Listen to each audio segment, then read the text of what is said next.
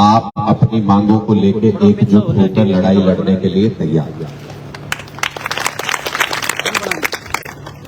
पहले भी काफी लंबे संघर्ष आपने किए हैं और अभी भी मैं रेवाड़ी होके आया हूं, अभी वहां पे भी धरना चल रहा है आपके साथियों का, आपके साथ जो कर्मचारी हैं उनका, और उसके बाद मैं यहां पर आया। जो आपकी मांग है वो एकदम जायज है, उसमें रत्ती भर भी कहीं खोट नहीं है। जब आप पूरा काम सरकार का करते हो तो आपको पूरा हक है कि सरकार की तरफ से पूरा मानदेय दिया जाए। जो एक परमानेंट कर्मचारी होता है उसकी तरह तमाम आशा वर्कर्स को ट्रीट किया जाए, उनको वो तमाम फैसिलिटीज मिलनी चाहिए। और ईएसआई और पीएफ की जो आपकी मांग है वो तो बेसिक सी मांग है। किसी भी सरकार में कोई भी काम करने वाले कर्मचारी के लिए सरकार तो कहती है प्राइवेट वालों को भी कि भाई ईएसआई पीएफ कटाओ, ईएसआई पीएफ कटाओ, और जो खुद सरकार के लिए काम कर रहे हैं जो कर्मचारी, उनको अगर पीएफ नहीं उनका सुविधा मिलती है सरकार की तरफ से, तो इसका मतलब सरकार अपनी ही कही बातों को लागू करने के लिए राजी नहीं है। और इस सरकार के बारे में ये तो आप सारे ही जान गए होंगे अब तक कि वादा खिलाफी में आज तक के इतिहास में इस सरकार ने सबको माफ कर दिया। बंद कमरे के अंदर जो बात होती है उससे बाहर आके पलट जाते हैं। ये आप लोगों के साथ खुद हो चुका है, आपकी कमेटीज के साथ हो चुका है, इसलिए मुझे बताने की जरूरत है। इसलिए हम लोगों को हो सकता है एक लंबा संघर्ष करना पड़ा, क्योंकि पहले भी आप लोगों ने 2 बार अटेम्प्ट किया है। दोनों बार, पिछली बार तो शायद ये वादा किया गया था कि अभी विधानसभा का सेशन चल रहा है, जैसे ये खत्म होगा तो उसके बाद आप लोगों के साथ मीटिंग मंत्री की होगी और उसने समाधान निकालेगा। लेकिन वो सेशन भी खत्म हो गया, सब कुछ हो गया, उसके बाद सरकार ने सुध नहीं ली। तो इसलिए ये लड़ाई लंबी भी और मुश्किल भी है, इसके लिए तैयार भी रहना होगा आप सबको, क्योंकि ये पहली ऐसी सरकार है जो किसी भी वर्ग की, किसी भी कर्मचारी की, समाज की किसी भी वर्ग की कोई बात सुनने को तैयार नहीं। और जो इनके खिलाफ संघर्ष करता है या आवाज उठाता है, उसके खिलाफ कड़े कदम उठाने से भी ये किसी भी तरह की शर्म नहीं करते, बिल्कुल भी बेशर्मी के साथ उनके खिलाफ कड़े कदम उठाने की कोशिश करते हैं। आपस में कभी फूट डालने की कोशिश करेंगे, कभी आपको डराने की कोशिश करेंगे। मैं आज आपको ये आश्वासन देने के लिए यहाँ पर आया हूँ कि आम आदमी पार्टी का एक एक कार्यकर्ता आपकी इस लड़ाई में पूरे हरियाणा के अंदर आपके साथ कंधे से कंधा मिलाकर खड़ा होगा।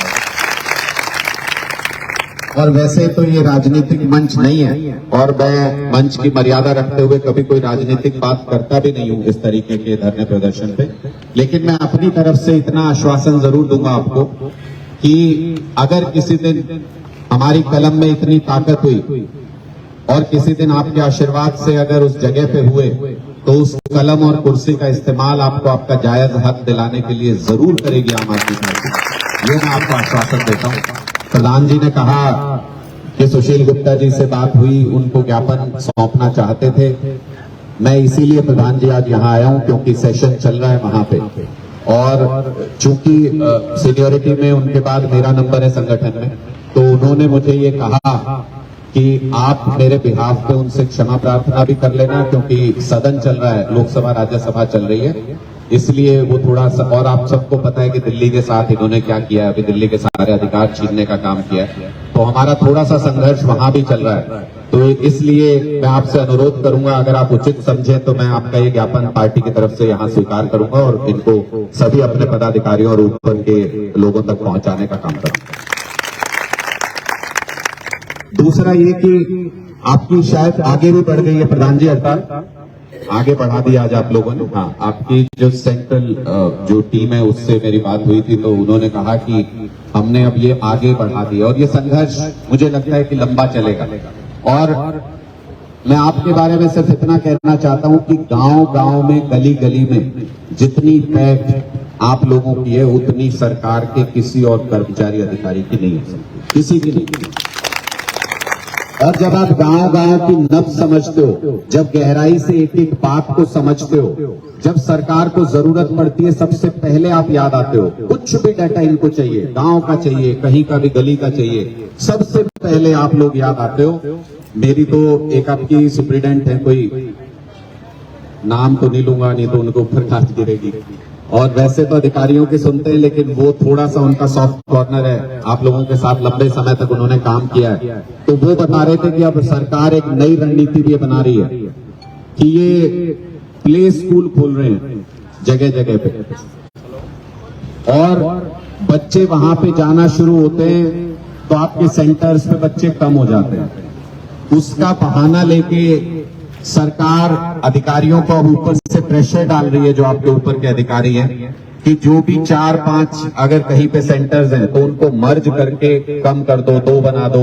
उनको एक भाई टेम्परेरी एडजस्टमेंट है, ये टेम्परेरी एडजस्टमेंट नहीं है, ये आपके सेंटर्स को बंद करने की साजिश है जो सरकार कर रही है। और ये पहले प्ले स्कूल में बच्चों को डाइवर्ट कर रहे हैं, सेंटर बंद करके फिर 2 सेंटर रह जाएंगे। मान लो कहीं 5 हैं, 2 रह जाएंगे, वापस बच्चे तो आ जाएंगे सेंटर में, लेकिन 3 जो आपकी साथी हैं, जो आपकी साथी कर्मचारी, उनको सरकार वहां से हटाने का काम, धीरे धीरे वो पोस्ट कम करने का काम करेगी। तो ये एक साजिश है, इसके प्रति भी आप लोगों को सावधान रहना है, जागरूक रहना है, और मिलके जब तक लड़ाई लड़ोगे तब तक तो हारोगे नहीं, क्योंकि आपकी स्ट्रेंथ इतनी ज्यादा है और एक एक गांव, एक एक गली में आपका प्रभाव है, लोग आपकी बात सुनते हैं, आपको अपना दोस्त समझते हैं, आपको अपना मित्र समझते हैं। इसलिए जब तक मिलके लड़ोगे आप सारे, तब तक लड़ाई हारने का सवाल पैदा नहीं होता। इसलिए अपने बीच में कोई मनमुटाव, कोई टकराव बताने दीजिएगा। मेरी बहुत बहुत शुभकामनाएं हैं आपके इस पूरे आंदोलन के लिए, और आपकी हर मांग का मैंने पूरा मांग पत्र पढ़ा है।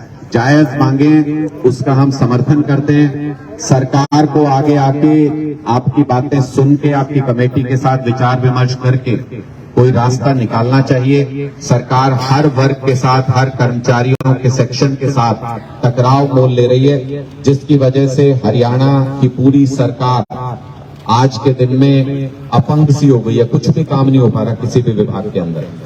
और अगर ग्रास रूट वर्कर्स जैसे आप लोग हो, आपके साथ भी अगर सरकार टकराव मोल लेगी तो मुझे लगता है कि सरकार फिर लोगों से पूरी तरह से कट जाएगी, क्योंकि आपसे बाहर नहीं जा सकते। आप ये भी ध्यान रखना, आप इस बारे में जागरूक रहना कि अगर सरकार आपकी मांगे नहीं मानती, आपका सम्मान पूरा आपको नहीं देती है, तो आपसे बाहर नहीं है जनता।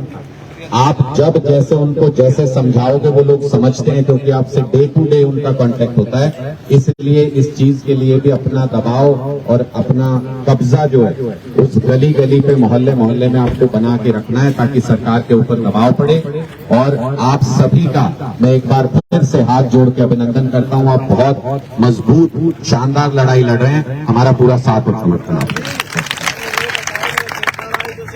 के कहे बिना सबसे पहले बोल दिया मैं, क्योंकि हम कोई भी चीज में ऐसा विश्वास नहीं करते। आपने अभी पंजाब का उदाहरण देखा होगा, हमने वहां जो कच्चे टीचर थे उनको पता नहीं कब से 2-2, 3-3 हजार, 4-4 हजार रुपए देते थे। हमने वहां प्रॉमिस किया था कि जब आएंगे तो पक्का करेंगे। अब उनकी 4-4 गुना तनख्वाह है और उनके आगे से कच्चा शब्द हटा दिया है हमने।